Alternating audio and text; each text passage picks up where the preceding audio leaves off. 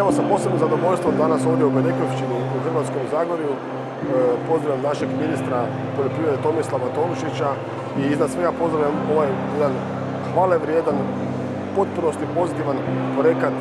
njega kao ministra, njegovog resora, ali i vlade u cijelosti, a to je doručak s hrvatskih farmi. Mislim da je to jedan jako lijepi projekat koji bi trebao biti prepoznatljiv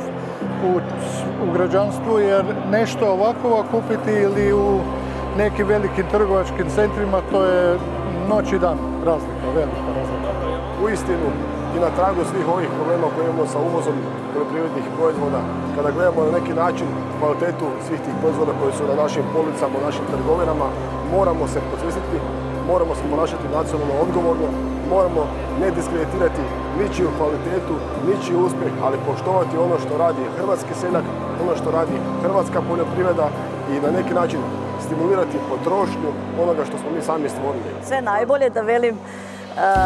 jako je dobro da se takvi projekti dešavaju i da se svaki čas dešavaju i da smo poznati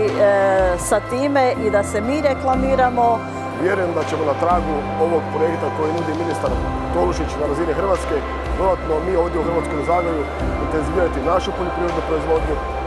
Ovdje postoji veliki prostor za napredak, na tome ćemo svi zajedno sa ministrom i sa Vladom Republike Hrvatske raditi, jer Hrvatsko Zagorje može biti poljoprivredni kraj, mora to biti u kontekstu razvoja naše poljoprivrede i našeg drvenog turizma, kontinentalnog turizma. To je jedan spoj koji može zasigurno mnoge obitelji staviti na veći standard života u cijelosti.